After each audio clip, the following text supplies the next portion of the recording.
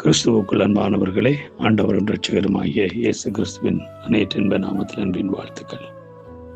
நாம் தொடர்ச்சியாக பாரம் என்ற தலைப்பில் தியானித்து வருகிறோம். நேற்றைய தினம் நாங்கள் பார்த்தோம், நாங்கள் எங்களுடைய பாரம் எங்களுக்கு தேவனுக்கும் இடையில பிரிவினை உண்டாக்குறதாக இருக்கிறது என்றதை குறித்து நாங்கள் பார்த்தோம். இன்றைய நாடு நாங்கள் பார்க்க போகிற காரியம், லௌகிக கவலைகளினால் எங்களுடைய இருதயம் பாரம் அடைகிறது என்று லூக்கா 21வது அதிகாரம் 34 சொல்றது. உங்கள் இருதயங்கள் பெருந்தண்டியினாலும் வெறியினாலும் லௌகிக கவலைகளினாலும் பாரமடையாதபடிக்கு எச்சரிக்கையாய் பாரமடையாதபடிக்கும் நீங்கள் நினையாத நேரத்தில் அந்த நாள் உங்கள் மேல் வராதபடிக்கும் எச்சரிக்கையாயிருங்கள். ஆமென். நாம் ஆண்டவர் இயேசு கிறிஸ்து வருகிறது அந்த நாள் நாம் பெருந்தண்டியினாலும் வெறியினாலும் லௌகிக உலக கவலைகளினாலும் நிறைந்தவர்களாய் இருக்கும் பொழுது, அந்த பாரம் உங்களை இருதயத்தை அப்படியே முடக்கி போடுகிறதா இருக்கும் பொழுது, நாம் ஆண்டவருடைய வருகையை எதிர்கொள்ள முடியாத ஒரு சூழ்நிலைக்கு நாம் தள்ளப்படுவோம். ஆகவே கிறிஸ்துவுக்குள் அன்பானவர்களே, நம்முடைய இருதயம் எதனால பாரம் அடைகிறது? நாம் எதனால பாரம் அடைந்திருக்கிறோம்? இந்த உலக காரியங்களை குறித்து நாம் அதிகமாக விரும்புகிறோம். இந்த உலகமும் அதன் ஆசை இச்சைகளும் ஒளிந்து போகும் என்று வேதம் சொல்லுகிறது. ஆகவே அழிந்து போகக்கூடிய இந்த உலகத்தின் மேலும் உலகத்தின் ஆசை இச்சைகள் மேலும் நாங்கள் தீவிரமாய் அல்லது மிகவும் அதிகமாய் நம்முடைய தகுதிக்கு மிஞ்சின அளவுக்கு நாங்கள் அதன் மேல் ஒரு தீவிர விருப்பமும் ஆசையும் கொண்டவர்களாக இருக்கிறதை பார்க்கிறோம். ஆகவே கிறிஸ்துவுக்குள் அன்பானவர்களே, இப்படிப்பட்ட பாரம் என்ன செய்யாது? நம்முடைய தேவனை விட்டு பிரிக்கிறதா இருக்குமே ஒழிய அது தேவனிடத்தில் எங்களை சேர விடாதுன்னு சொல்லி நாங்கள் பார்க்கிறோம். என்னன்னா, ரோமர் 13ஆம் அதிகாரத்திலே 13-14 சொல்லுது, களியாட்டம், வெறியும், வேசித்தனம், காமவிகாரம்,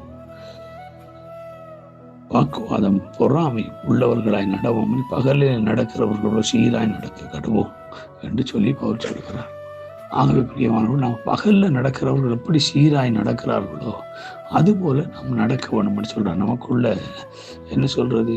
களியாட்டுகள், வெறிகள், வேசித்தனங்கள், காம விகாரங்கள், வாக்குவாதங்கள், பொறாமை உள்ளவர்கள் நாம் பாரமடைந்து நடக்க முடியாதவர்களா போகாதபடி இவைகள் எல்லாவற்றையும் எறிந்து விட்டு நாம் ஆண்டவருக்கு நேராய் பகலில் நடக்கிறவர்களை போல நாம் சீராய் நடக்க வேண்டும் என்றுதான் தேவனுடைய எதிர்பார்ப்பாக இருக்கிறது. 1 தெசலோனிக்கேயர் புத்தகம் 5வது அதிகாரம்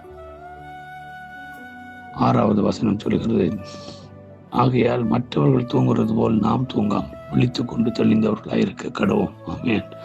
மற்ற ஜனங்கள் இந்த உலகத்தின் மேலும் உலகத்தின் ஆசை இச்சைகள் மேலும் மோகம் கொண்டு தீவிரமாக இருக்கிறது போல ஜீவனுள்ள தேவனுடைய பிள்ளைகள் அப்படி இராதபடிக்கு அந்த கொடூரமான நாள், எங்களை அழைத்து செல்ல போற அந்த உன்னதமான அந்த நாள் எங்கள் மேல் வரும்பொழுது நாங்கள் எப்போதும் அவருடைய வருகைக்கு ஆயத்தமுடையவர்களாய் நாங்கள் இருக்கத்தக்கதா கர்த்தர் எங்களுக்கு கிருபை பாராட்ட வேண்டும் என்று சொல்லி நாங்கள் எல்லாரும் ஒருமனப்பட்டு ஹல்லேலூயா ரப்பா கம்மா பாபா பாபா ஷபா பாபா பாபா ஹல்லேலூயா ஹல்லேலூயா ஹல்லேலூயா ஹல்லேலூயா ஓ ரிதர வர மிக்கரித வர துர வர ஷவர வர ஹல்லேலூயா ஸ்தோத்திரிக்கிறேன் ஆண்டவரே, உமக்கு நன்றி செலுத்துகிறேன் அப்பா.